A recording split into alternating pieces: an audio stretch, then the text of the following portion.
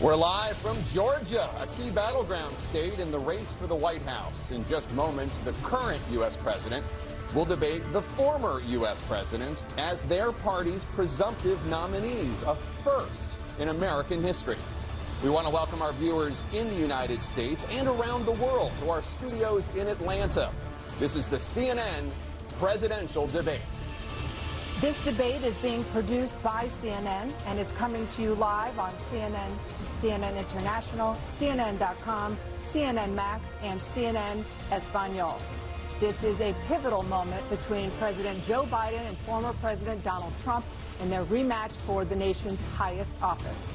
Each will make his case to the American people with just over 4 months until Election Day. Good evening, I'm Dana Bash, anchor of CNN's Inside Politics and co-anchor of State of the Union. I'm Jake Tapper, anchor of CNN's The Lead and co-anchor of State of the Union. Dana and I will co-moderate this evening. Our job is to facilitate a debate between the two candidates tonight. Before we introduce them, we want to share the rules of the debate with the audience at home. Former President Trump will be on the left side of the screen. President Biden will be appearing on the right. A coin toss determined their positions. Each candidate will have 2 minutes to answer a question and 1 minute each for responses and rebuttals. An additional minute for follow-up, clarification, or response is at the moderator's discretion. When it's time for a candidate to speak, his microphone will be turned on and his opponent's microphone will be turned off. Should a candidate interrupt when his microphone is muted, he will be difficult to understand for viewers at home. At the end of the debate, each candidate will get 2 minutes for closing statements. There is no studio audience tonight. Pre-written notes, props, or contact with campaign staff are not permitted during the debate. By accepting our invitation to debate, both candidates and their campaigns agreed to accept these rules. Now, please welcome the 46th President of the United States, Joe Biden. Folks, how are you?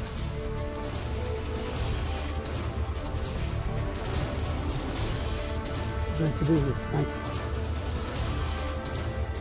And please welcome the 45th President of the United States, Donald Trump.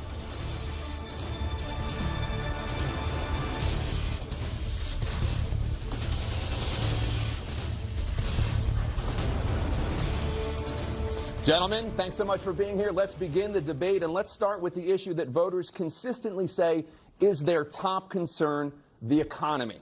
President Biden, inflation has slowed, but prices remain high. Since you took office, the price of essentials has increased. For example, a basket of groceries that cost $100 then now costs more than $120. And typical home prices have jumped more than 30%. What do you say to voters who feel they are worse off under your presidency than they were under President Trump? We got to take a look at what I was left when I became president, what Mr. Trump left me. We had an economy that was in free fall. The pandemic was so badly handled. Many people were dying. All he said was, it's not that serious. Just inject a little bleach into your arm. You'll be all right. The economy collapsed. There were no jobs. Unemployment rate rose to 15%. It was terrible. And so what we had to do is try to put things back together again. And that's exactly what we began to do. We created 15,000 new jobs. We brought out the position where we have 800,000 new manufacturing jobs. But there's more to be done. There's more to be done. Working class people are still in trouble. I come from Scranton, Pennsylvania. I come of a household where the kitchen table, if the things weren't able to be met during the month, it was a problem. Price of eggs, the price of gas, the price of housing, the price of a whole range of things. That's why I'm working so hard to make sure I deal with those problems. And we're going to make sure that we reduce the price of housing. We're going to make sure we build 2 million new units. We're going to make sure we cap rents so corporate greed can't take over. The combination, what I was left with in corporate greed, is the reason why we're in this problem right now. In addition to that, we're in a situation where if you take a look at all that was done in his administration, he didn't do much at all. By the time he left, things were in chaos, literally chaos. And so we put things back together. We created, I said, those jobs. We make sure we had a situation where we brought down the price of prescription drugs, which is a major issue for many people, to $15 for an insulin shot as opposed to $400. No senior has to pay more than $200 for any drug, all the drugs they can include beginning next year. in a situation and we're going to make that available to everybody, to all Americans. So we're working to bring down the price of around the kitchen table, and that's what we're going to get done. Thank you. President Trump? We have the greatest economy in the history of our country. We have never done so well. Everybody was amazed by it. Other countries were copying us. We got hit with COVID, and when we did, we spent the money necessary so we wouldn't end up in a Great Depression, the likes of which we had in 1929. By the time we finished, so we did a great job. We got a lot of credit for the economy, a lot of credit for the military, and no wars, and so many other things. Everything was rocking good. But the thing we never got the credit for, and we should have, is getting us out of that COVID mess. He created mandates that was a disaster for our country. But other than that, we had given them back a country where the stock market actually was higher than pre-COVID, and nobody thought that was even possible. The only jobs he created are for illegal immigrants and bounce-back jobs, a bounce back from the COVID. He has not done a good job. He's done a poor job, and inflation's killing our country. It is absolutely killing us. Thank you. President Biden? Well, look, the greatest economy in the world, he's the only one who thinks that, I think. I don't know anybody else who thinks he had the greatest economy in the world. And, you know, the fact of the matter is that we found ourselves in a situation where his economy, he rewarded the wealthy. He had the largest tax cut in American history, $2 trillion. He raised a deficit larger than any president has in any one term. He's the only president other than Herbert Hoover who's lost more jobs than he had when he began, since Herbert Hoover. The idea that he did something that was significant. And the military, you know, when he was president, they were still killing people in Afghanistan. He didn't do anything about that. When he was president, we were still found ourselves in a position where you had a notion that we were this safe country. The truth is, I'm the only president this century that doesn't have this decade, that doesn't have any troops dying anywhere in the world like he did. President Trump, I want to follow up if I can. Am I allowed to respond to him? Well, I'm going to ask you a follow-up. You can do whatever you want with the minute that we give you. I want to follow up. You want to impose a 10% tariff on all goods coming into the U.S. How will you ensure that that doesn't drive prices even higher? It's not going to drive them higher. It's just going to cost countries that have been ripping us off for years, like China and many others, in all fairness to China. It's going to just force them to pay us a lot of money, reduce our deficit tremendously, and give us a lot of power for other things. But he made a statement. The only thing he was right about is I gave you the largest tax cut in history. I also gave you the largest regulation cut in history. That's why we had all the jobs. And the jobs went down, and then they bounced back, and he's taking credit for bounce-back jobs. You can't do that. He also said he inherited 9% inflation. No, he inherited almost no inflation, and it stayed that way for 14 months. And then it blew up under his leadership because they spent money like a bunch of people that didn't know what they were doing, and they don't know what they were doing. It was the worst, probably the worst administration in history. There's never been. And as far as Afghanistan is concerned, I was getting out of Afghanistan, but we were getting out with dignity, with strength, with power. He got out. It was the most embarrassing day in the history of our country's life. President Trump, over the last 8 years, under both of your administrations, the national debt soared to record highs. And according to a new nonpartisan analysis, President Trump, your administration approved $8.4 trillion in new debt, while so far, President Biden, you've approved $4.3 trillion in new debt. So, former President Trump, many of the tax cuts that you signed into law are set to expire next year. You want to extend them and go even further, you say. With the U.S. facing trillion-dollar deficits and record debt, why should top earners and corporations pay even less in taxes than they do now? Because the tax cuts spurred the greatest economy that we've ever seen just prior to COVID. And even after COVID, it was so strong that we were able to get through COVID much better than just about any other country. But we spurred, that tax spurred. Now, when we cut the taxes, as an example, the corporate tax was cut down to 21% from 39%, plus beyond that. We took in more revenue with much less tax, and companies were bringing back trillions of dollars back into our country. The country was going like never before, and we were ready to start paying down debt. We were ready to start using the liquid gold right under our feet, the oil and gas right under our feet. We were going to have something that nobody else has had. We got hit with COVID. We did a lot to fix it. I gave him an unbelievable situation with all of the therapeutics and all of the things that we came up with. We gave him something great. Remember, more people died under his administration, even though we had largely fixed it. More people died under his administration than our administration, and we were right in the middle of it, something which a lot of people don't like to talk about. But he had far more people dying in his administration. He did the mandate, which is a disaster, mandating it. The vaccine went out. He did a mandate on the vaccine, which is the thing that people most objected to about the vaccine. And he did a very poor job, just a very poor job. And I will tell you, not only poor there, but throughout the entire world, we're no longer respected as a country. They don't respect our leadership. They don't respect the United States anymore. We're like a third world nation between weaponization of his election, trying to go after his political opponent, all of the things he's done. We've become like a third world nation, and it's a shame. The damage he's done to our country. And I'd love to ask him, and will, why he allowed millions of people to come in here from prisons, jails, and mental institutions to come into our country and destroy our country.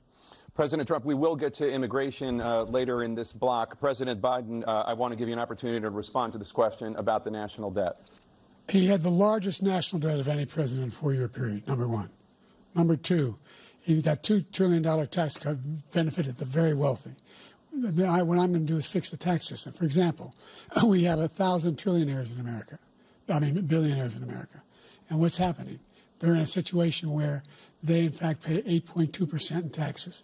If they just paid 24%, 25%, either one of those numbers, they'd raise $500 billion, I should say, in a 10-year period.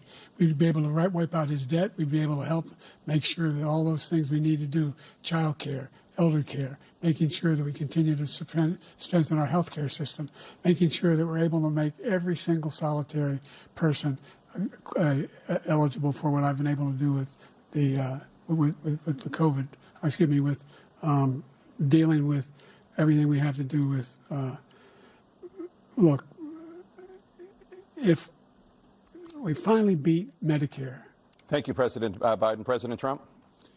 Well, he's right. He did beat Medicare. He beat it to death, and he's destroying Medicare because all of these people are coming in. They're putting them on Medicare. They're putting them on Social Security. They're going to destroy Social Security. This man is going to single-handedly destroy Social Security. These millions and millions of people coming in, they're trying to put them on Social Security. He will wipe out Social Security. He will wipe out Medicare. So he was right in the way he finished that sentence. And it's a shame. What's happened to our country in the last 4 years is not to be believed. Foreign countries, I'm friends with a lot of people, they cannot believe what happened to the United States of America. We're no longer respected. They don't like us. We give them everything they want, and they think we're stupid. They think we're very stupid people. What we're doing for other countries, and they do nothing for us. What this man has done is absolutely criminal. Thank you, President Trump. Dana? This is the first presidential election since the Supreme Court overturned Roe v. Wade. This morning, the court ruled on yet another abortion case, temporarily allowing emergency abortions to continue in Idaho, despite that state's restrictive ban. Former President Trump, you take credit for the decision to overturn Roe v. Wade, which returned the issue of abortion to the states. Correct. However, the federal government still plays a role in whether or not women have access to abortion pills. They're used in about 2/3 of all abortions. As president, would you block abortion medication? First of all, the Supreme Court just approved the abortion bill, and I agree with their decision to have done that, and I will not block it. And if you look at this whole question that you're asking, complex but not really complex. 51 years ago, you had Roe v. Wade, and everybody wanted to get it back to the states. Everybody, without exception. Democrats, Republicans, liberals, conservatives. Everybody wanted it back. Religious leaders. And what I did is I put 3 great Supreme Court justices on the court, and they happened to vote in favor of killing Roe v. Wade and moving it back to the states. This is something that everybody wanted. Now, 10 years ago or so, they started talking about how many weeks and how many this, getting into other things. But every legal scholar throughout the world, the most respected, wanted it brought back to the states. I did that. Now the states are working it out. If you look at Ohio, it was a decision that was an end result that was a little bit more liberal than you would have thought. Kansas, I would say the same thing. Texas is different. Florida is different. But they're all making their own decisions right now. And right now, the states control it. That's the vote of the people. Like Ronald Reagan, I believe in the exceptions. I am a person that believes. And frankly, I think it's important to believe in the exceptions. Some people, you have to follow your heart. Some people don't believe in that. But I believe in the exceptions for rape, incest, and the life of the mother. I think it's very important. Some people don't. Follow your heart. But you have to get elected also. And because that has to do with other things. You got to get elected. The problem they have is they're radical because they will take the life of a child in the 8th month, the 9th month, and even after birth. After birth, if you look at the former governor of Virginia, he was willing to do this. He said, we'll put the baby aside and we'll determine what we do with the baby, meaning we'll kill the baby. What happened is we brought it back to the states, and the country is now coming together on this issue. It's been a great thing. Thank you. President Biden? It's been a terrible thing, what you've done. The fact is that the vast majority of constitutional scholars supported Roe when it was decided, supported Roe. And that's this idea that they're all against it is just ridiculous. And this is the guy who says the state should be able to have it. We're in a state where in 6 weeks, you don't even know whether you're pregnant or not, but you cannot see a doctor, and have him decide on what your circumstances are, whether you need help. The idea that states are able to do this is a little like saying we're going to turn civil rights back to the states, let each state have a different rule.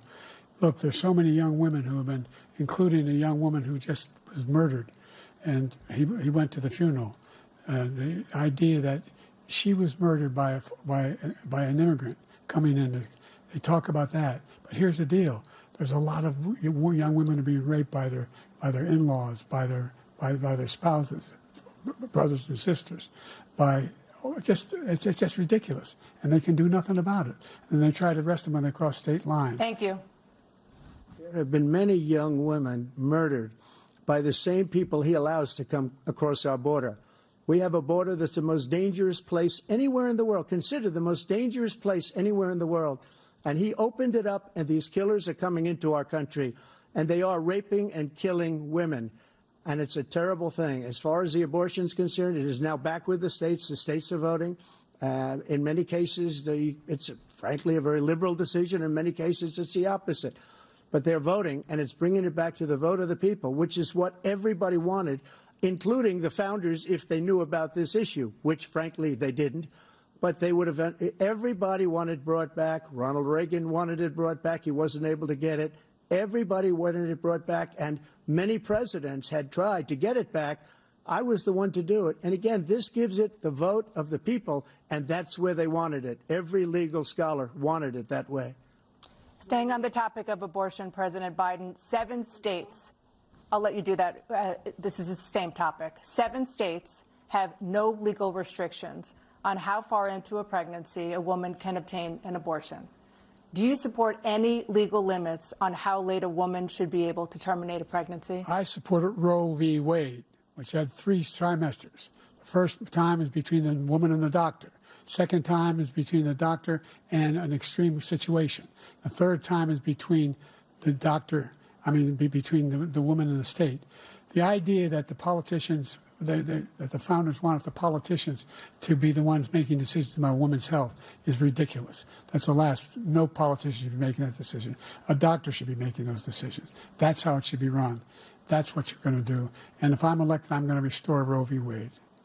So that means he can take the life of the baby in the 9th month and even after birth, because some states, Democrat run, take it after birth. Again, the former governor of Virginia, put the baby down, then we decide what to do with it. So he's willing to, as we say, rip the baby out of the womb in the 9th month and kill the baby.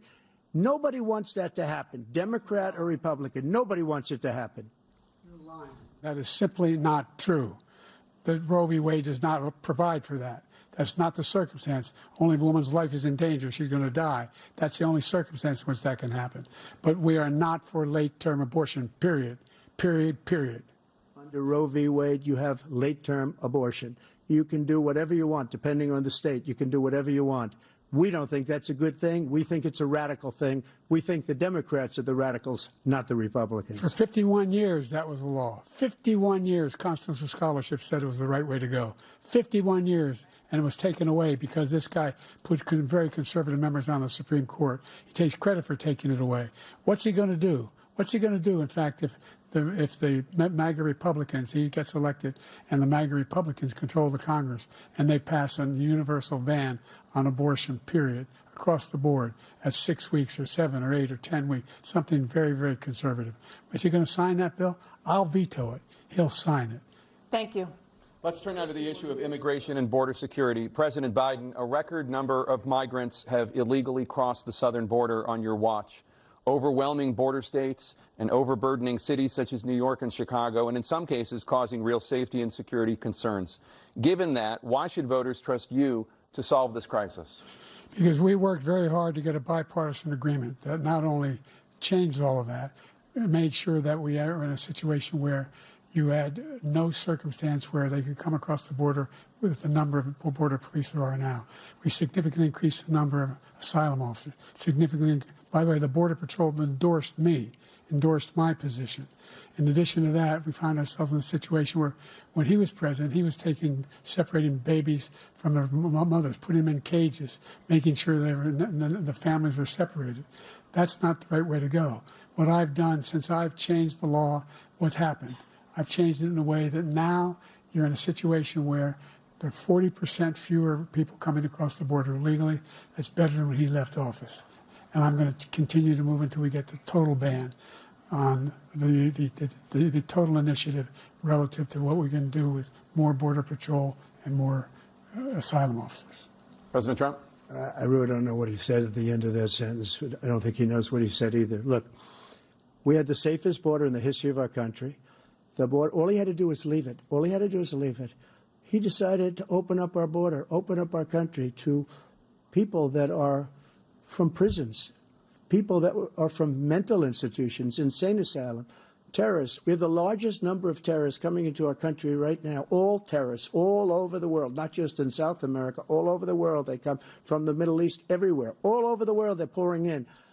And this guy just left it open. And he didn't need legislation because I didn't have legislation. I said, close the border. We had the safest border in history. In that final couple of months of my presidency, we had, according to Border Patrol, who is great, and by the way, who endorsed me for president, but I won't say that, but they endorsed me for president. Brandon, just speak to him. But look, we had the safest border in history. Now we have the worst border in history. There's never been anything like it. And people are dying all over the place, including the people that are coming up in Thank caravans. you, President Trump. President Biden? The only terrorist who's done anything crossing the border is one who came along and killed three, under his administration, killed an al-Qaeda person come in his administration, killed 3 American soldiers. That's the only terrorist that's there. I'm not saying that no terrorist ever got through, but the idea they're emptying their prisons, we're welcoming these people, that's simply not true. There's no data to support what he said. Once again, he's exaggerating, he's lying. President Trump, staying on the topic of immigration, you've said that you're going to carry out, quote, the largest domestic deportation operation in American history, unquote. Does that mean that you will deport every undocumented immigrant in America, including those who have jobs, including those whose spouses are citizens, and including those who have lived here for decades? And if so, how will you do it? Just 1 second. He said we killed 3 people. The people we killed are al-Baghdadi and Soleimani, the 2 greatest terrorists, biggest terrorists anywhere in the world, and it had a huge impact on everything, not just border, on everything. He's the one that killed people with the bad water, including hundreds of thousands of people dying, and also killing our citizens when they come in. We are living right now in a rat's nest. They're killing our people in New York, in California, in every state in the union, because we don't have borders anymore. Every state is now a border. And because of his ridiculous, insane, and very stupid policies, people are coming in and they're killing our citizens at a level that we've never seen. We call it migrant crime. I call it Biden migrant crime. They're killing our citizens at a level that we've never seen before. And you're reading it like these 3 incredible young girls over the last few days. One of them, I just spoke to the mother, and they just had the funeral for this girl, 12 years old.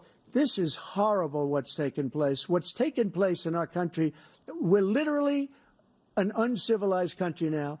He doesn't want it to be. He just doesn't know. He opened the borders. Nobody's ever seen anything like. And we have to get a lot of these people out, and we have to get them out fast because they're going to destroy our country. Just take a look at where they're living. They're living in luxury hotels in New York City and other places. Our veterans are on the street. They're dying because he doesn't care about our veterans. He doesn't care. He doesn't like the military at all, and he doesn't care about our veterans. Nobody been worse. I had the highest approval rating for veterans taking care of the VA. He has the worst. He's gotten rid of all the things that I approved, choice that I got through Congress, all of the different things I approved, they abandoned. We had by far the highest, and now it's down in less than half because he's done all these great things that we did. And I think he did it just because I approved it, which is crazy. But he has killed so many people at our border by allowing all of these people to come in. And it's a very sad day in America. President Biden, you have the mic. Every single thing he said is a lie. Every single one. For example, veterans are a hell of a lot better off since I passed the PACT Act. 1 million of them now have insurance, and their families have it. Their families have it because what happened, whether it was Agent Orange or burn pits, they're all being covered now. And he opposed, his group opposed that. We're also in a situation where we have great respect for veterans. My son spent a year in Iraq, living right next to one of those burn pits, came back with stage 4 glioblastoma. I was recently in France for D-Day, and I spoke all about those heroes that died. I went to the World War II cemetery, World War I cemetery he refused to go to. He was standing with his 4-star general, and he told me, he said, I don't want to go in there because they're a bunch of losers and suckers. My son was not a loser, was not a sucker. You're the sucker. You're the loser. President Trump? First of all, that was a made-up quote, suckers and losers. They made it up. It was in a third-rate magazine that's failing, like many of these magazines. He made that up. He put it in commercials. We've notified him. We had 19 people that said I didn't say it. And think of this. Who would say I'm at a cemetery or I'm talking about our veterans? Because nobody's taken better care. I'm so glad this came up, and he brought it up. There's nobody that's taken better care of our soldiers than I have. To think that I would, in front of generals and others, say suckers and losers. We have 19 people that said it was never said by me. It was made up by him, just like Russia was made up, just like the 51 intelligence agents are made up, just like the new thing with the 16 economists are talking. It's the same thing. 51 intelligence agents said that the laptop was Russia disinformation. It wasn't. That came from his son, Hunter. It wasn't Russia disinformation. He made up the suckers and losers, so he should apologize to me right now. 4-star general standing to your side who was on your staff who said you said it, period. That's number one. And number two, the idea that I have to apologize to you for anything along the line. We've done more for veterans than any president has in American history. And they now are in their family. The only sacred obligation we have as a country is to care for our veterans when they come home and their families and equip them when they go to war. That's what we're doing. That's what the VA is doing now. They're doing more for veterans than ever before in our history. All right. Thank you so much. Let's move to the topic of foreign policy. I want to begin with Russia's war against Ukraine, which is now in its 3rd year. Former President Trump, Russian President Vladimir Putin says he'll only end this war if Russia keeps the Ukrainian territory it has already claimed and Ukraine abandons its bid to join NATO. Are Putin's terms acceptable to you? First of all, our veterans and our soldiers can't stand this guy. They can't stand him. They think he's the worst commander-in-chief, if that's what you call him, that we've ever had. They can't stand him. So let's get that straight. And they like me more than just about any of them. And that's based on every single bit of information. As far as Russia and Ukraine, if we had a real president, the president that knew, that was respected by Putin, he would have never invaded Ukraine. A lot of people are dead right now, much more than people know. You know, they talk about numbers. You can double those numbers, maybe triple those numbers. He did nothing to stop it. In fact, I think he encouraged Russia from going in. I'll tell you what happened. He was so bad with Afghanistan. It was such a horrible embarrassment, most embarrassing moment in the history of our country, that when Putin watched that and he saw the incompetence, that he should have fired those generals, like I fired the one that you mentioned, and so he's got no love lost. But he should have fired those generals. No general got fired for the most embarrassing moment in the history of our country, Afghanistan, where we left billions of dollars of equipment behind. We lost 13 beautiful soldiers, and 38 soldiers were obliterated. And by the way, we left people behind, too. We left American citizens behind. When Putin saw that, he said, you know what? I think we're going to go in and maybe take this was his dream. I talked to him about it, his dream. The difference is he never would have invaded Ukraine. Never. Just like Israel would have never been invaded in a million years by Hamas. You know why? Because Iran was broke with me. I wouldn't let anybody do business with them. They ran out of money. They were broke. They had no money for Hamas. They had no money for anything. No money for terror. That's why you had no terror at all during my administration. This place, the whole world is blowing up under him. President Biden? I've never heard so much malarkey in my whole life. Look, the fact of the matter is that we're in a situation where, let's take the last point first. Iran attacked American troops, caused brain damage for a number of these troops, and he did nothing about it. Recently, not when he was president. They attacked. He said they're just having headaches. That's all it is. He didn't do a thing when the attack took place, number one. Number two, we got over 100,000 Americans and others out of Afghanistan during that airlift. Number three, we found ourselves in a situation where, if you take a look at what Trump did in Ukraine, this guy told Trump, do whatever you want, and do whatever you want. And that's exactly what Trump did to Putin, encourage him, do whatever you want. And he went in. And listen to what he said when he went in. He was going to take Kyiv in 5 days, remember? Because it's part of the old Soviet Union. That's what he wanted to reestablish, Kyiv. And he, in fact, didn't do it at all. He wasn't able to get it done. And they've lost thousands and thousands of troops, 500,000 troops. President Trump, I never come back said to you that. for 1 minute. I just want to go back to my original question, which is, are Putin's terms acceptable to you? Keeping the territory in Ukraine? Acceptable. No, they're not acceptable. But look, this is a war that never should have started. If we had a leader in this war, he led everybody along. He's given $200 billion now or more to Ukraine. He's given $200 billion. That's a lot of money. I don't think there's ever been anything like it. Every time that Zelensky comes to this country, he walks away with $60 billion. He's the greatest salesman ever. And I'm not knocking him. I'm not knocking anything. I'm only saying the money that we're spending on this war, and we shouldn't be spending, it should have never happened. I will have that war settled between Putin and Zelensky as president-elect before I take office on January 20th. I'll have that war settled. People being killed so needlessly, so stupidly, and I will get it settled, and I'll get it settled fast before I take office. President Biden, you have a minute. The fact is that Putin is a war criminal. He's killed thousands and thousands of people. And he has made one thing clear. He wants to reestablish what was part of the Soviet Empire, not just a piece. He wants all of Ukraine. That's what he wants. And then do you think he'll stop there? Do you think he'll stop when if he takes Ukraine? What do you think happens to Poland? What do you think of Belarus? What do you think happens to those NATO countries?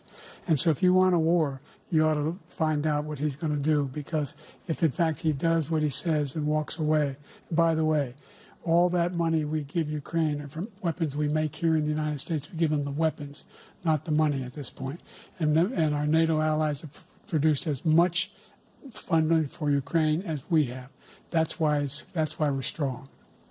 Thank you. Moving on to the Middle East. In October, Hamas attacked Israel, killing more than 1,000 people and taking hundreds of hostages. Among those held and thought to still be alive are 5 Americans. Israel's response has killed thousands of Palestinians and created a humanitarian crisis in Gaza.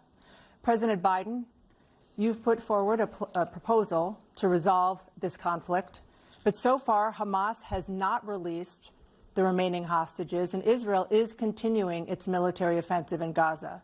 So what additional leverage will you use to get Hamas and Israel to end the war? You have 2 minutes. Number one, everyone from the United Nations Security Council straight through to the G7 to the Israelis and Netanyahu himself have endorsed the plan I put forward,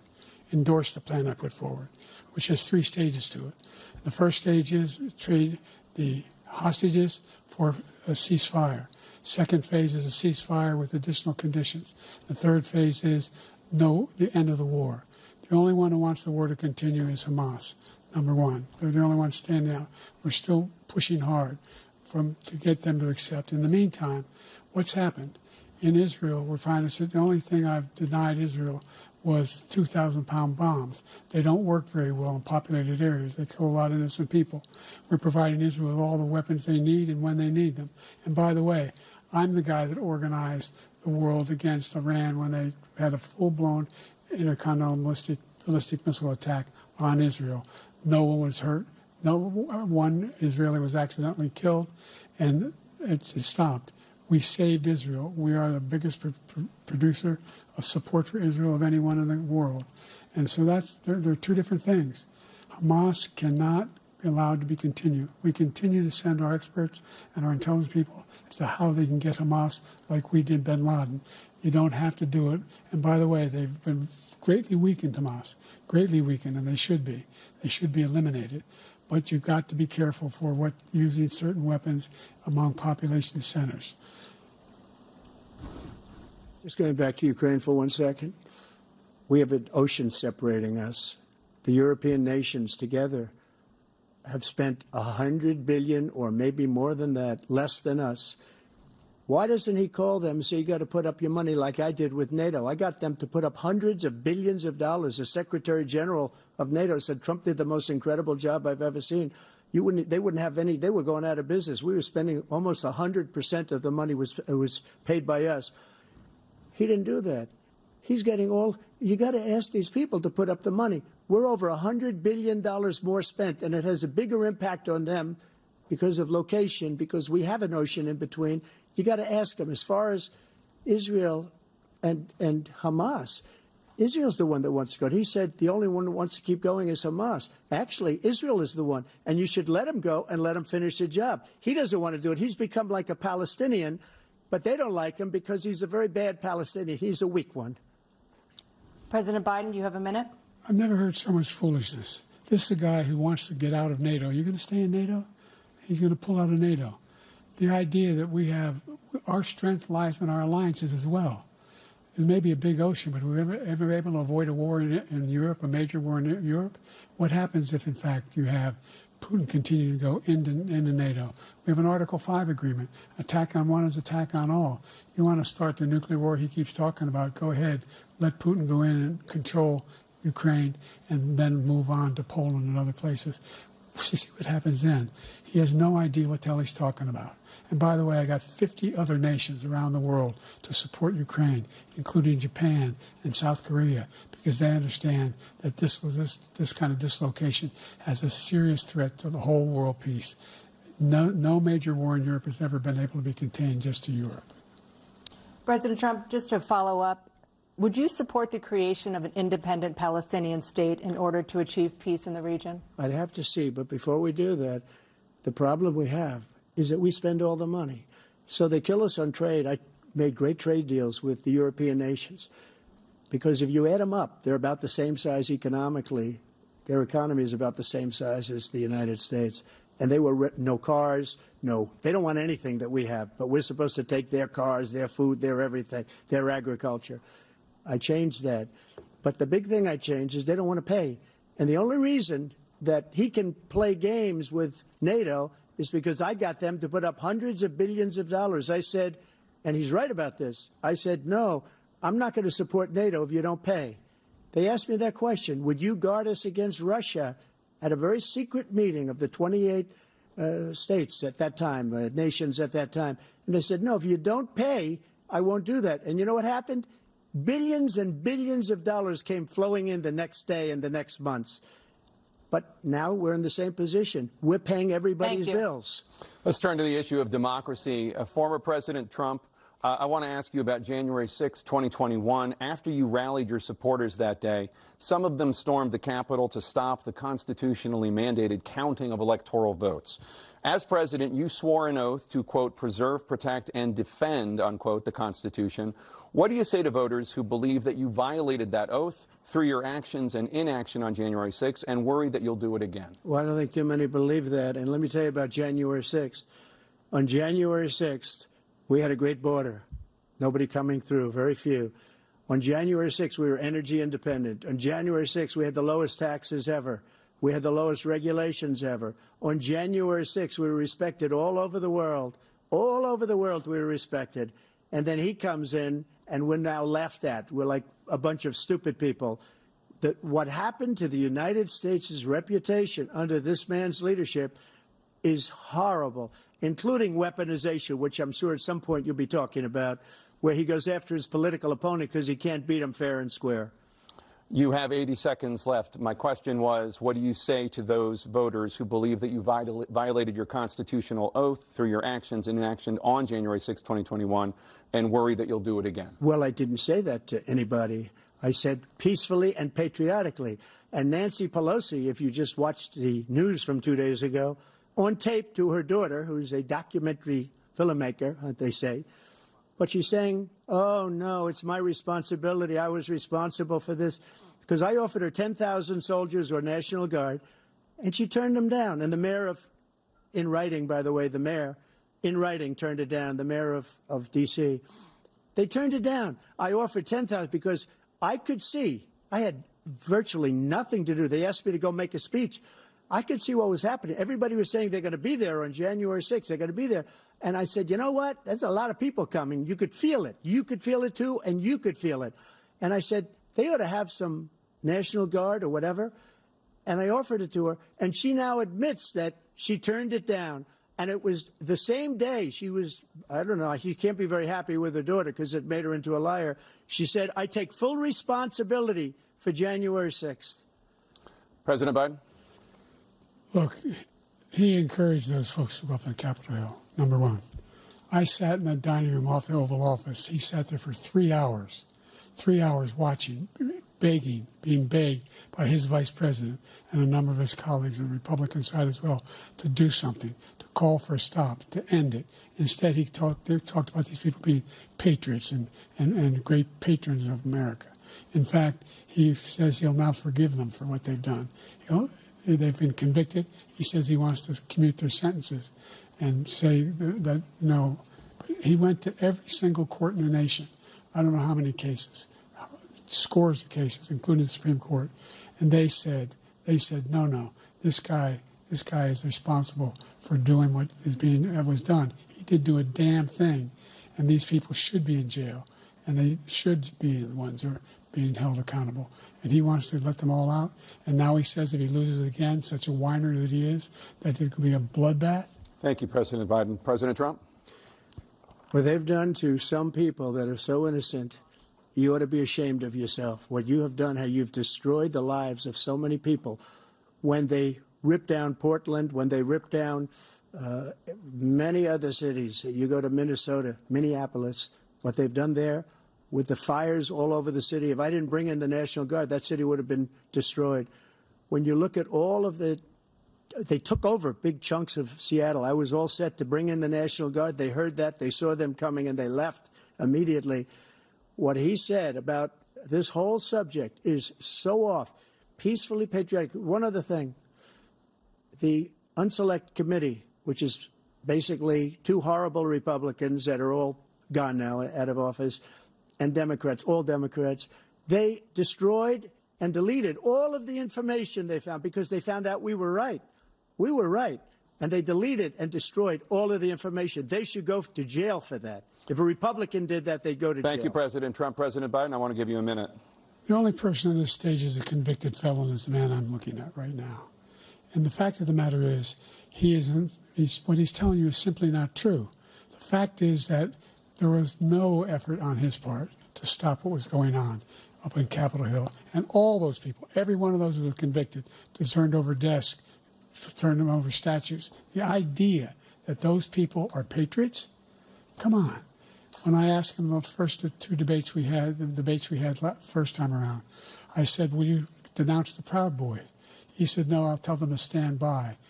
The idea he's refusing, will you denounce these guys?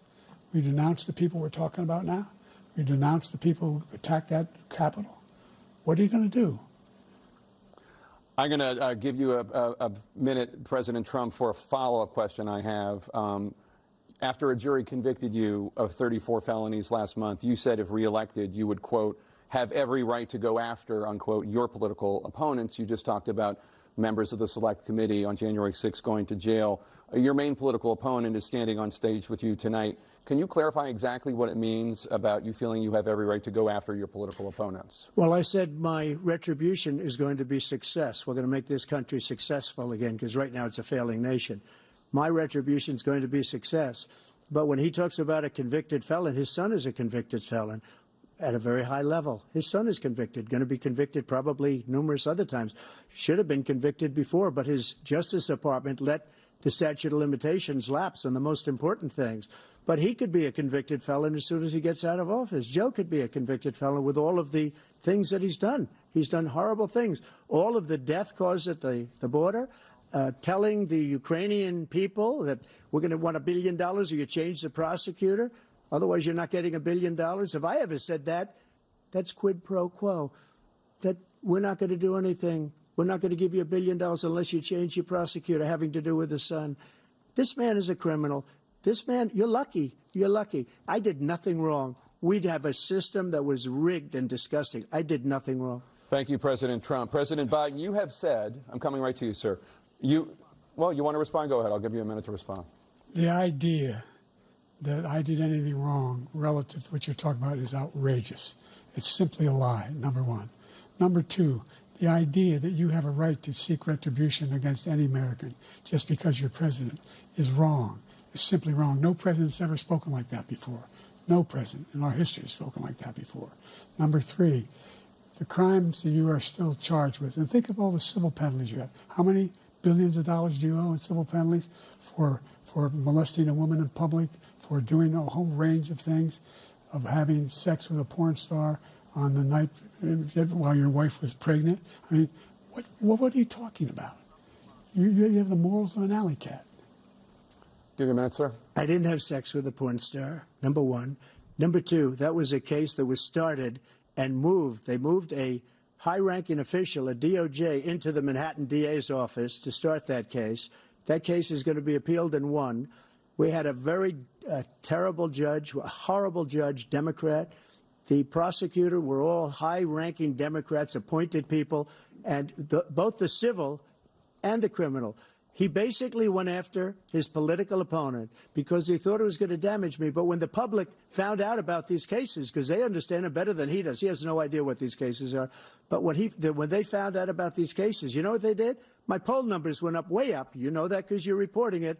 And we took in more money in the last 2 weeks than we've ever taken in the history of any campaign. I don't think any campaign has ever taken. Hundreds of millions of dollars came pouring in because the public knows it's a scam, and it's a guy that's after his political opponent because he can't win fair and square. Thank you, President Trump. President Biden, you have said, quote, Donald Trump and his MAGA Republicans are determined to destroy American democracy.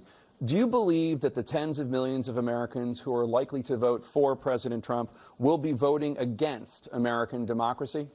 The more they know about what he's done, yes. The more they know about what he's done. And there's a lot more coming. He's got a lot of cases down the road coming around. He's got a whole range of issues he has to face. I don't know what the juries will do, but I do know he has a real problem. And so the fact that, could you ever think you heard any president say that I'm going to seek retribution? Do you ever hear any president say that I thought Hitler had some good ideas? What got me involved to run in the first place after my son had died, I decided in Iraq, because of Iraq, I said I wasn't going to run again until I saw what happened in Charlottesville, Virginia.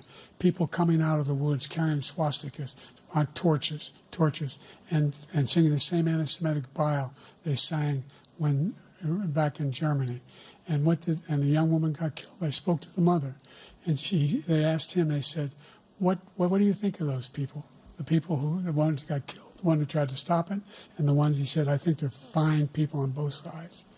What American president would ever say Nazis coming out of fields carrying torches, singing the same anti-Semitic bile, carrying swastikas were fine people? And this is a guy who says Hitler's done some good things. I'd like to know what they are. Good things Hitler's done, that's what he said. This guy has no sense of American democracy. President Trump. Jake, both of you know that story has been totally wiped out because when you see the sentence, it said 100% exoneration on that story. He just keeps it going. He says he ran because of Charlottesville. He didn't run because of Charlottesville. He ran because it was his last chance. He's not equipped to be president. You know it, and I know it. It's ridiculous. We have a debate. We're trying to justify his presidency. His presidency is, without question, the worst president, the worst presidency in the history of our country. We shouldn't be having a debate about it. There's nothing to debate. He made up the Charlottesville story, and you'll see it's debunked all over the place. Every reasonable anchor has debunked it. And just the other day it came out where it was fully debunked. It's a nonsense story. He knows that, and he didn't run because of Charlottesville. He used that as an excuse to run. President Biden? And debunked. It happened. All you have to do is listen to what was said at the time. And the idea that somehow that's the only reason I ran because I was worried a guy like this guy could get elected. If he thought they were good people coming out of that forest, carrying those woods, carrying those torches, then he didn't deserve to be president. Didn't deserve to be president at all. And the idea that he's talking about all this being fabricated, we saw with our own eyes. We saw what happened on January 6th. We saw the people breaking through the windows. We saw people occupying his own vice president. Look, there's a reason why 40 of his 44 top cabinet officers refused to endorse him this time. His vice president hasn't endorsed him this time. So why? Why? They know him well. They serve with him. Why are they not endorsing him? Thank you, President Biden. We're going to be right back with more from the CNN presidential debate.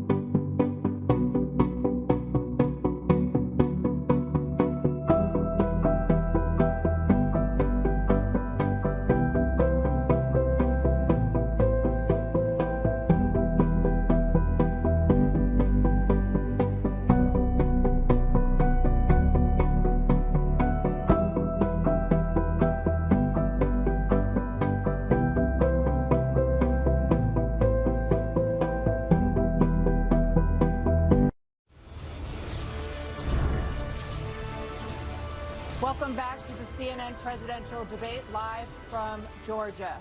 Let's talk about persistent challenges you both faced in your first terms and you'd certainly face again in a second term. President Biden, while black unemployment dropped to a record low under your presidency, black families still earn far less than white families. Black mothers are still 3 times more likely to die from pregnancy-related causes, and black Americans are imprisoned at 5 times the rate of white Americans. What do you say to black voters who are disappointed that you haven't made more progress? They acknowledge they made a lot of progress, number one. The fact of the matter is there are more small black businesses that have been started than any time in history. Number two, the wages of black unemployment is the lowest level it's been in a long, long time. Number three, we're providing housing for black Americans and dealing with the segregation that exists among these corporations that collude to keep people out of their houses. And in addition to that, we find that the impact on the choice that black families have to make relative to child care is incredibly difficult. When we did the first major piece of legislation in the past, I was able to reduce black child care costs. I cut them in half. We got to make sure we provide for child care costs. We got to make sure, because when you provide those child care protections, you increase economic growth because more people can be in the job market. So there's more to be done, considerably more to be done. But we've done a great deal so far, and I'm not letting up, and they know it. You have 49 seconds left. What do you say to black voters who are disappointed with the progress so far? I say I don't blame them for being disappointed. Inflation is still hurting them badly. For example, I provided for the idea that any black family, first-time home buyer, should get a $10,000 tax credit to be able to buy their first home so they can get started. I made sure that we're in a situation where all those black families and those black individuals who provided had to take out student loans that were ballooning, that if they were engaged in nursing, doctor, and anything having to do with volunteerism, if they paid their bills for 10 years on their student debt, all the rest was forgiven after 10 years. Millions have benefited from that. And we're going to do a whole lot more for black families. Thank you, President Trump. And he caused the inflation. He's blaming inflation, and he's right, it's been very bad. He caused the inflation, and it's killing black families and Hispanic families and just about everybody. It's killing people. They can't buy groceries anymore. They can't. You look at the cost of food where it's doubled and tripled and quadrupled. They can't live. They're not living anymore. He caused this inflation. I gave him a country with essentially no inflation. It was perfect. It was so good. All he had to do is leave it alone. He destroyed it with his Green New Scam and all this money that's being thrown out the window. He caused inflation. As sure as you're sitting there, the fact is that his big kill on the black people is the millions of people that he's allowed to come in through the border. They're taking black jobs now, and it could be 18, it could be 19, and even 20 million people. They're taking black jobs, and they're taking Hispanic jobs, and you haven't seen it yet, but you're going to see something that's going to be the worst in our history. Thank you. President Biden? There was no inflation when I became president. You know why? The economy was flat on its back. 15% unemployment. He decimated the economy, absolutely decimated the economy. That's why there was no inflation at the time. There were no jobs. We provided thousands of millions of jobs for individuals who are in all communities, including minority communities. We made sure that they have health insurance. We have covered, the ACA has increased. I made sure that they're $8,000 per person in a family to get written off for health care. But this guy wants to eliminate that. They tried 50 times. He wants to get rid of the ACA again, and they're going to try again if they win.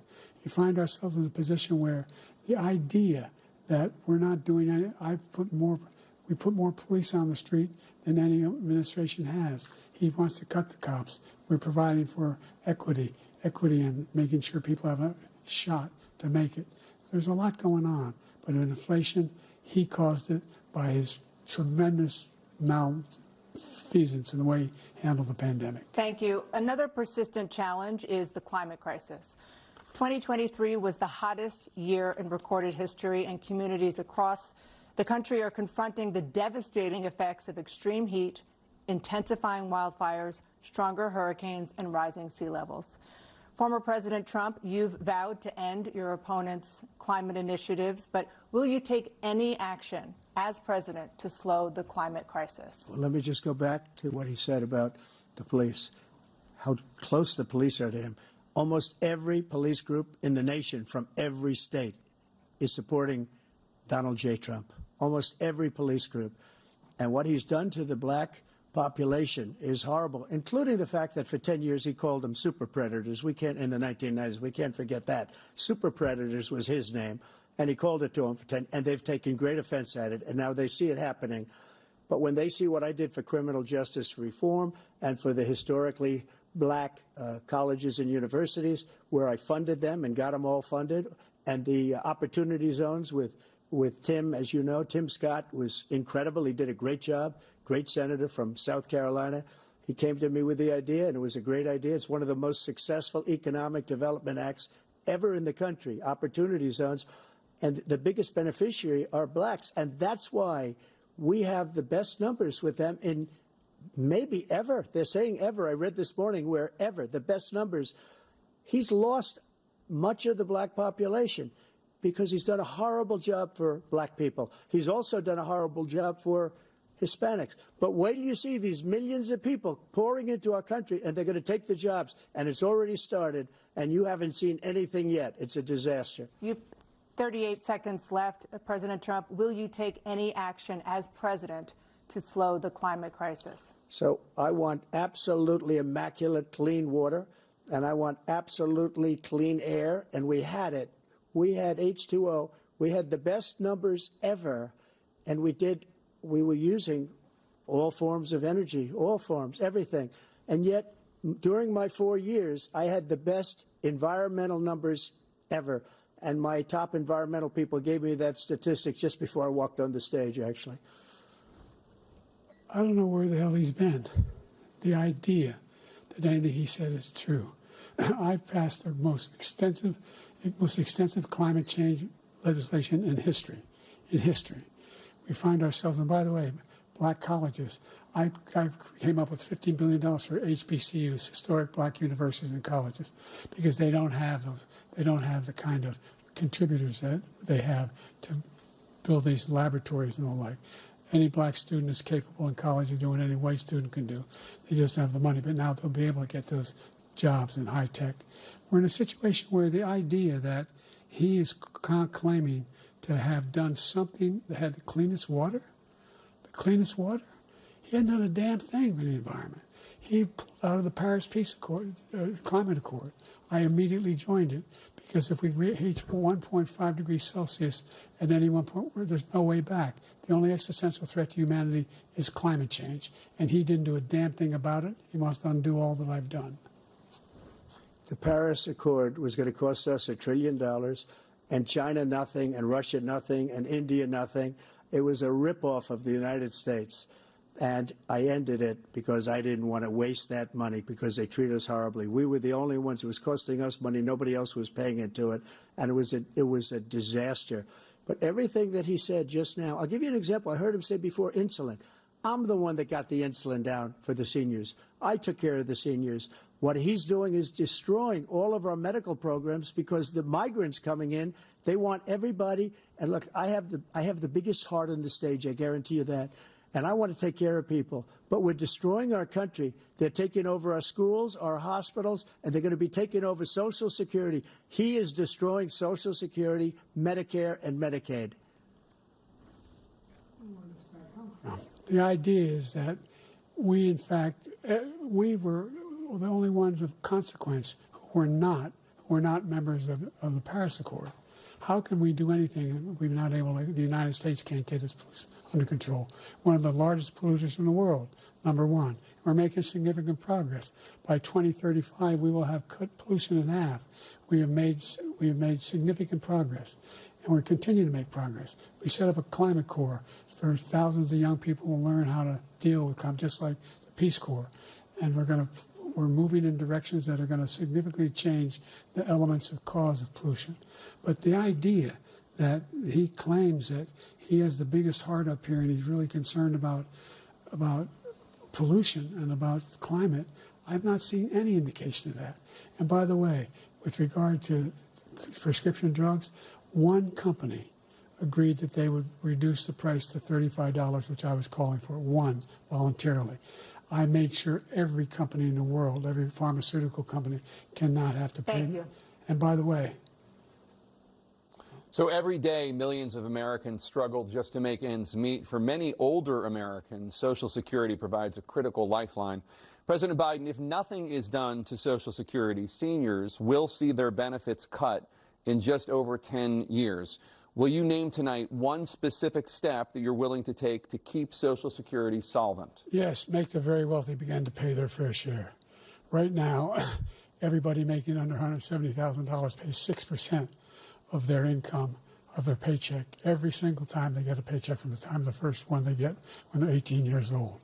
The idea that they're going to, I've been proposing that everybody, the millionaires pay 1%. So no one I would not raise the cost of Social Security for anybody under $400,000. After that, I began to make the wealthy begin to pay their fair share by increasing from 1% beyond to be able to guarantee the program for life. So you still have 82 seconds left. Are there any other measures that you think that would be able to help keep Social Security solvent, or is that one enough? Well, no, that one enough will keep it solvent. But the biggest thing will do if we defeat this man, because he wants to get rid of Social Security. He thinks there's plenty to cut in Social Security. He's wanting to cut Social Security and Medicare, both times. And and if you look at the program put forward by the House Republican caucus that I believe supports, is in fact want to cut it as well. The idea that we don't need to protect our seniors is ridiculous. And by the way, the American public has greater health care coverage today than ever before. And on the ACA, as I said, you're in a circumstance where 400,000 people, 40 million people would not have insurance because they have a pre-existing condition. Only thing that allows them to have that insurance is the fact that they, in fact, are part of the ACA. And by the way, the other thing is, we're in a situation where I talk about education for black communities. I've raised the amount of money for Pell Grants by another $8,000. So anybody making under $70,000 a year is going to be able to get $15,000 toward their tuition. He just doesn't know what he's talking about. Thank you, President Biden. President Trump. So I've dealt with politicians all my life. I've been on this side of the equation for the last 8 years. I've never seen anybody lie like this guy. He lies. I've never seen it. He can look you in the face. About so many other things, too. And we mentioned the laptop. We mentioned Russia, Ukraine. Everything he does is a lie. It's misinformation and disinformation. The losers and suckers story that he made up is a total lie on the military. It's a disgrace. But Social Security, he's destroying it because millions of people are pouring into our country, and they're putting them onto Social Security. They're putting them onto Medicare, Medicaid. They're putting them in our hospitals. They're taking the place of our citizens. What they're doing to the VA, to our veterans, is unbelievable. Our veterans are living in the street, and these people are living in luxury hotels. He doesn't know what he's doing, and it's really coming back. I've never seen such anger in our country before. President Biden. The idea that veterans are not being taken care of, I told you before. And by the way, when I said suckers and losers, he acknowledged after that he fired that general. That general got fired because he's the one that acknowledged that that's what he said. He was the one standing with Trump when he said it, number one. Number two, the idea that we're going to be in a situation where all these millions and millions, the way he talks about it, illegal aliens are coming into the country and taking away our jobs. There's a reason why we have the fastest growing economy in the world, the reason why we have the most successful economy in the world. We're doing better than any other nation in the world. And by the way, those 15 Nobel laureates he talked about being phony, those 15 Nobel laureates, economists, they all said that if Trump is reelected, we're likely to have a recession and inflation is going to increasingly go up. And by the way, worst president in history, 159 presidential scholars voted him the worst president in the history of the United States of America.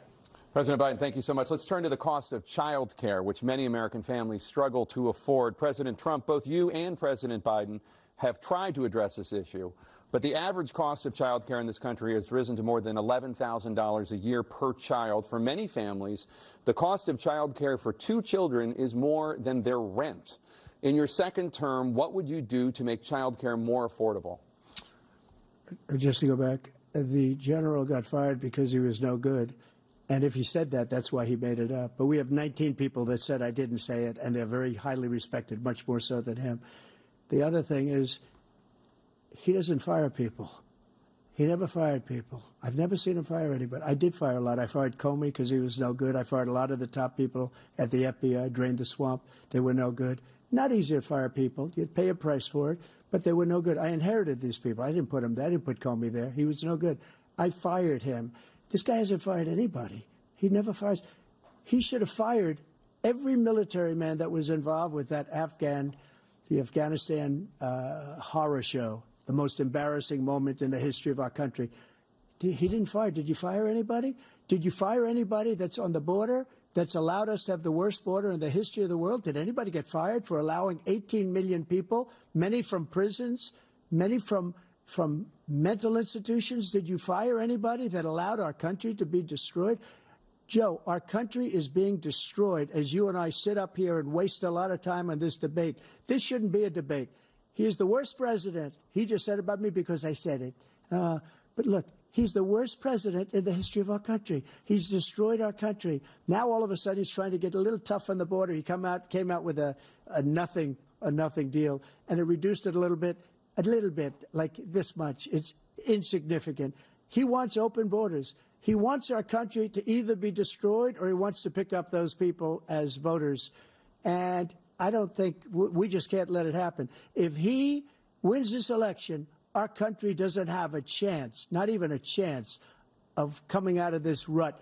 We probably won't have a country left anymore. That's how bad it is. He is the worst in history by far. Thank you, President Trump. President Biden? We're the most admired country in the world. We're the United States of America. There's nothing beyond our capacity. We have the finest military in the history of the world, the finest in the history of the world. No one thinks we're weak. No one wants to screw around with us. Nobody, number one. Number two, the idea that we're talking about worst presidents. I wasn't joking. Look it up or go online. 159 or 58, don't hold me the exact number, presidential historians, they've had meetings and they voted who's the worst president in American history. One through best to worst. They said he was the worst in all of American history. That's a fact. That's not conjecture. He can argue they're wrong, but that's what they voted. The idea that he is doing anything to deal with child care, he did virtually nothing to child care. We should significantly increase the child care tax credit. We should significantly increase the availability of women and men or single parents to be able to go back to work. And we should encourage businesses to have. Thank you, President Biden. Facilities. President Trump, the question was about what would you do to make child care more affordable, if you want to take your minute. Just so you understand, we have polling, we have other things that they rate him the worst because what he's done is so bad. And they rate me, I'll show you, I will show you, and they rate me one of the best, okay? And if I'm given another 4 years, I will be the best. I think I'll be the best. Nobody's ever created an economy like us. Nobody ever cut taxes like us. He's the only one I know. He wants to raise your taxes by 4 times. He wants to raise everybody's taxes by 4 times. He wants the Trump tax cuts to expire. So everybody, including the 2 of you, are going to pay 4 to 5 times. Nobody ever heard of this before. All my life, I'd grow up and I'd see politicians talking about cutting taxes. When we cut taxes, as I said, we did more business. Apple and all these companies, they were bringing money back into our country. The worst president in history by far, and everybody knows it. President Biden?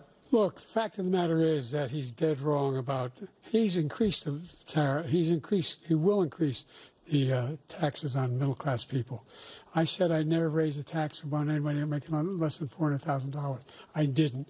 But this tariff is 10% tariffs. Everything coming into the country, you know what the economists say? That's going to cost the average American $2,500 a year more because they're going to have to pay the difference in food and all the things that we're importing. Number two, he's in a situation where he talks about how he has not raised, he somehow helped the middle class. The middle class have been devastated by you. Now you want a new tax cut of $5 trillion over the next 10 years, which is going to fundamentally bankrupt the country. You had the largest deficit of any president in American history, number one. Number two, you have not, in fact, made any contact, any progress with China. We are at the lowest trade deficit with China since 2010. Thank you, President Biden. You lost Thank you, President Biden. Let's discuss an epidemic impacting millions of Americans that both of you have made a top priority in your first term, the opioid crisis. And for both of you, the number of overdose deaths in this country has gone up. Under your term, it went up. Under your term, it has gone up. Former President Trump, despite the efforts that both of you have made, more than 100,000 Americans are dying from overdoses every year, primarily from fentanyl and other opioids. What will you do to help Americans right now in the throes of addiction who are struggling to get the treatment they need? To finish up, we now have the largest deficit in the history of our country under this guy. We have the largest deficit with China. He gets paid by China. He's a Manchurian candidate. He gets money from China. So I think he's afraid to deal with them or something. But do you notice he never took out my tariffs because we bring in so much money with the tariffs that I imposed on China. He never took them away. He can't because it's too much money. It's tremendous. And we saved our steel industries, and there was more to come, but he hasn't done that. But he hasn't cut the tariffs because he can't, because it's too much money. But he's got the largest deficit in the history of our country, and he's got the worst situation with China. China's going to own us if you keep allowing them to do what they're doing to us as a country. They are killing us as a country, Joe, and you can't let that happen. You're destroying our country. So, President Trump, you have 67 seconds left. The question was, what are you going to do to help Americans in the throes of addiction right now who are struggling to get the treatment they need? Jake, we were doing very well at addiction until the COVID came along. We had the 2.5, almost 3 years of like nobody's ever had before, any country, in every way. And then we had to get tough. And it was the drugs pouring across the border it started to increase. We got great equipment. We bought the certain dog that's the most incredible thing that you've ever seen, the way they can spot it. We did a lot. And we were getting very low numbers, very, very low numbers. Then he came along. The numbers, have you seen the numbers now? It's not only the 18 million people that I believe is even low because the gotaways, they don't even talk about gotaways. But the numbers of the amount of drugs and human trafficking in women coming across our border, the worst thing I've ever seen, at numbers that nobody's ever seen under him because the border's so bad. But the number of drugs coming across our border now is the largest we've ever had by far. President Trump, thank you. President Biden? Fentanyl and the byproducts of fentanyl went down for a while. And I wanted to make sure we use the machinery that can detect fentanyl, these big machines that roll over everything that comes across the border. And it costs a lot of money. That was part of this deal we put together, this bipartisan deal. More fentanyl machines, more be able to detect drugs, more numbers of agents, more numbers of all the people at the border. And when we had that deal done, he called his Republican colleagues and said, don't do it. It's going to hurt me politically. No, he never argued it's not a good bill. It's a really good bill. We need those machines. We need those machines. And we're coming down very hard in every country in Asia in terms of precursors for fentanyl. And Mexico is working with us to make sure they don't have the technology to be able to put it together. That's what we have to do. We need those machines. Thank you, President Biden. President Trump, and again, the question is about Americans in the throes of addiction right now struggling to get the treatment they need. Well, because this does pertain to it. He ended Remain in Mexico. He ended catch and release. I made it catch and release in Mexico, not catch and release here. We had so many things that we had done, hard negotiations with Mexico, and I got it all for nothing. It's just like when you have a hostage. We always pay $6 billion for a hostage. Every time we say it's a hostage. Now we have a hostage, a Wall Street Journal reporter, I think a good guy, and he's over there because Putin is laughing at this guy, probably asking for billions of dollars for the reporter. I will have him out very quickly as soon as I take office. Before I take office, I said by literally as soon as I win the election, I will have that reporter out. He should have had him out a long time ago. But Putin's probably asking for billions and billions of dollars because this guy pays it every time. We had 2 cases. We paid $6 billion for 5 people. I got 58 people out, and I paid essentially nothing. Thank you, President Trump. Dana? Let's turn to concerns that voters have about each of you. President Biden, you would be 86 at the end of your second term. How do you address concerns about your capability to handle the toughest job in the world well into your 80s? Well, first of all, I spent half my career being criticized being the youngest person in politics. I was the second youngest person ever elected to the United States Senate, and now I'm the oldest. This guy's 3 years younger and a lot less competent. I think that just look at the record. Look at what I've done. Look how I've turned around the horrible situation he left me. As I said, 15 million new jobs, 800,000 manufacturing jobs, more investment in America, over billions of dollars in private investment in enterprises that we are growing. By the way, we brought an awful lot of people. The whole idea of computer chips, we used to have 40% of the market. We invented those chips, and we lost it because he was sending people to find the cheapest jobs overseas and to bring home a product. So I went to South Korea. I convinced Samsung to invest billions of dollars here in the United States. And guess what? Those fabs, they call that to build these chips, those fabs pay over $100,000. You don't need a college degree for them. And there's billions, about $40 billion already being invested and being built right now in the United States, creating significant jobs for Americans from all over the world.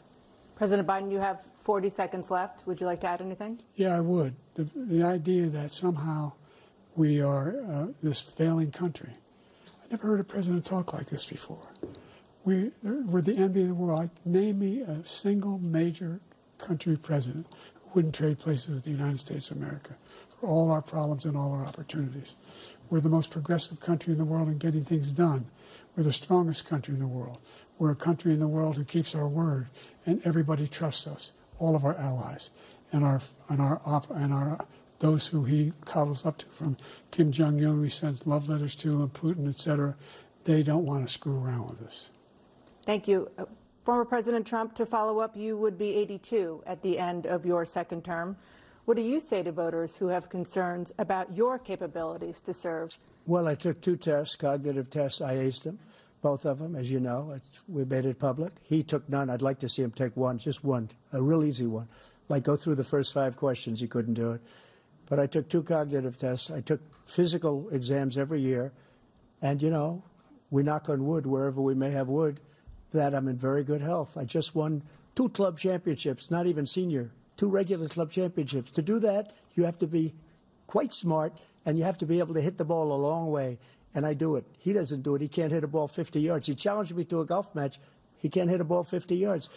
I think I'm in very good shape. I feel that I'm as in good a shape as I was 25, 30 years ago. Actually, I'm probably a little bit lighter, but I'm in as good a shape as I was years ago. I feel very good. I feel the same.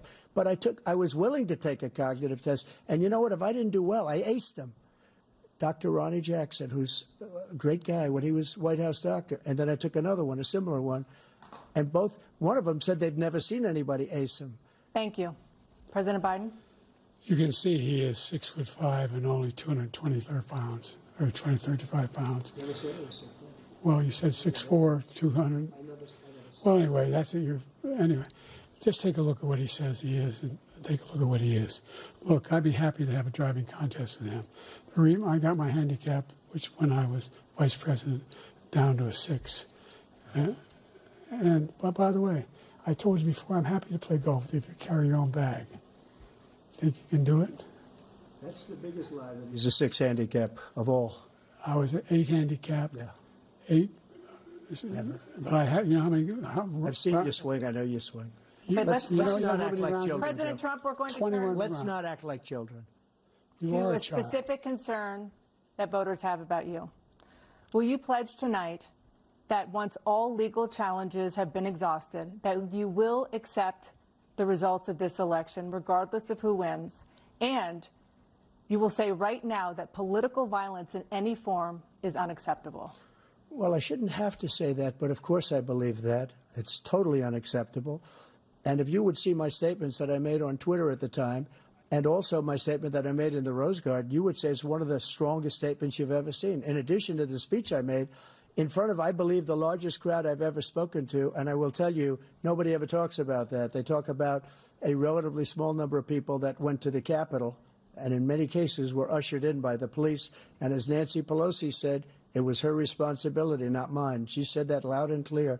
But the answer is, if the election is fair, free, and I want that more than anybody. And I'll tell you something. I wish he was a great president, because I wouldn't be here right now. I'd be at one of my many places enjoying myself. I wouldn't be under indictment because I wouldn't have been his political opponent, because he indicted me because I was his opponent. I wish he was a great president. I would rather have that. I wouldn't be here. I don't mind being here. But the only reason I'm here is he's so bad as a president that I'm going to make America great again. We're going to make America great again. We're a failing nation right now. We're a seriously failing nation. And we're a failing nation because of him. His policies are so bad. His military policies are insane. They're insane. These are wars that will never end with him. He will drive us into World War III, and we're closer to World War III than anybody can imagine. We are very, very close to World War III, and he's driving us there. And Kim Jong-un and President Xi of China, Kim Jong-un of North Korea, all of these, Putin, they don't respect him. They don't fear him. They have nothing going with this gentleman, and he's going to drive us into World War III. You want a World War III, let him follow and win, and let Putin say, do what you want, NATO. Just do what you want. There's a thing called Article 5. An attack on one is an attack on all, and required response. The idea, I can't think of a single major leader in the world who wouldn't trade places with the job I've done and what they've done. Because we are a powerful nation. We have wonderful people. It's because of the people, not me. It's because of the American people. They're capable of anything, and they step up when they're needed. And right now, we're needed. We're needed to protect the world because our own safety is at stake. And again, you want to have a war, just let Putin go ahead and take Kyiv, make sure they move on, see what happens in Poland, Hungary, and other places along that border. Then you have a war. President Trump, as I come back to you for a follow-up, the question was, will you accept the results of this election, regardless of who wins? Just to finish what he said, if I might, Russia, they took a lot of land from Bush. They took a lot of land from Obama and Biden.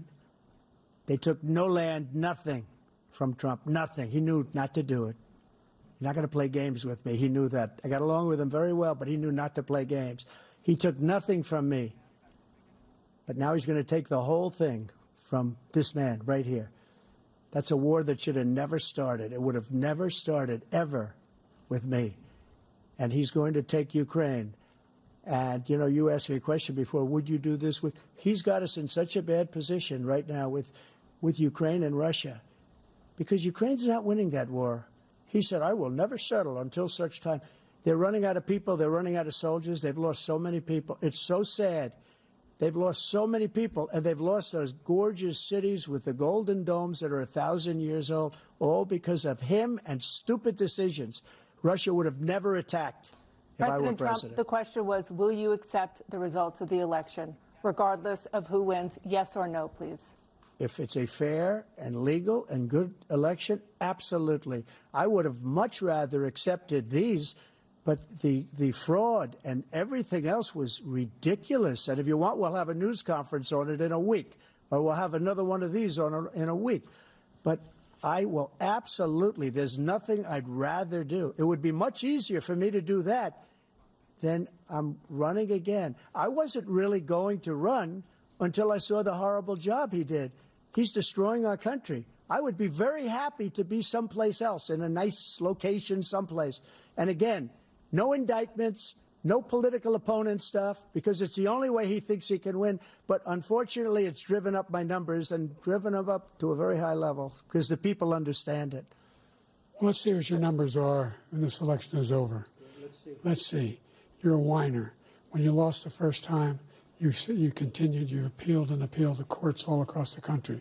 Not one single court in America said any of your claims had any merit, state or local, none. But you continue to provoke this lie about somehow there's all this misrepresentation, all this stealing. There is no evidence of that at all. And I tell you what, I doubt whether you'll accept it because you're such a whiner. The idea if you lose again, you accepting anything, you can't stand the loss. Something snapped in you when you lost the last time.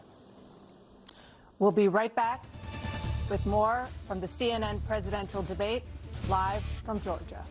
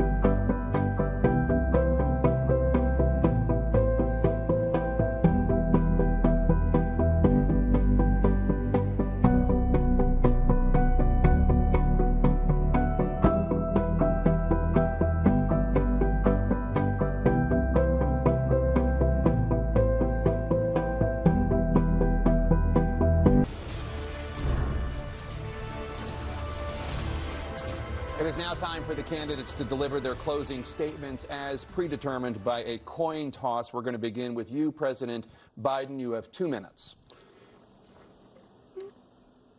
We've made significant progress from the debacle that was left by President Trump in his last term. We find ourselves in a situation where, number one, we have to make sure that we have a fair tax system. I ask anyone out there in the audience or anyone out watching this debate, do you think the tax system is fair? The fact is that I said nobody even making under $400,000 had a single penny increase in their taxes and will not. And if I'm reelected, that'll be the case again. But this guy has increased your taxes because of the deficit, number one. He's increased inflation because of the debacle he left after the way he handled the pandemic. And he finds himself in a position where he now wants to tax you more by putting a 10% tariff on everything that comes into the United States of America. What I did when, for example, he wants to get rid of the ability of Medicare for us to be able to negotiate drug prices with the big pharma companies. Well, guess what? We got it down to $35 for insulin instead of $400. No more than $2,000 for every senior, no matter how much prescription they need. You know what that did? That reduced the federal debt by $160 billion over 10 years because the government doesn't have to pay the exorbitant prices. I'm going to make that available to every senior all along, it's happening now, and everybody in America. He wants to get rid of that. I'm going to make sure that we have child care. We're going to significantly increase the credits people have for child care. I'm going to make sure we do something about what we're doing on lead pipes and all the things that are causing health problems for people across the country. We're going to continue to fight to bring down inflation and give people a break. Thank you, President Biden. President Trump, you now have 2 minutes for your closing statement. Like so many politicians, this man is just a complainer. He said, we want to do this, we want to do that, we want to get rid of this tax, that tax. But he doesn't do anything. All he does is make our country unsafe by allowing millions and millions of people to pour in. Our military doesn't respect him. We look like fools in Afghanistan. We didn't stop Israel. It was such a horrible thing that would have never happened. It should have never happened. Iran was broke. Anybody that did business with Iran, including China, they couldn't do business with the United States. They all passed. Iran was broke. They had no money for Hamas or Hezbollah, for terror, no money whatsoever. Again, Ukraine should have never happened. He talks about all this stuff, but he didn't do it. For 3.5 years, we're living in hell. We have the Palestinians and we have everybody else rioting all over the place. You talk about Charlottesville. This is 100 times Charlottesville, 1,000 times. The whole country is exploding because of you, because they don't respect you, and they have to respect their president, and they don't respect you throughout the world. What we did was incredible. We rebuilt the military. We got the largest tax cut in history, the largest regulation cut in history. The reason he's got jobs is because I cut the regulations that gave jobs, but he's putting a lot of those regulations back on. All of the things that we've done, nobody's never seen anything like. Even from a medical standpoint, right to try, where we can try space-age materials instead of going to Asia or going to Europe and trying to get when you're terminally ill. Now you can go and you can get something. You sign a document. They've been trying to get it for 42 years.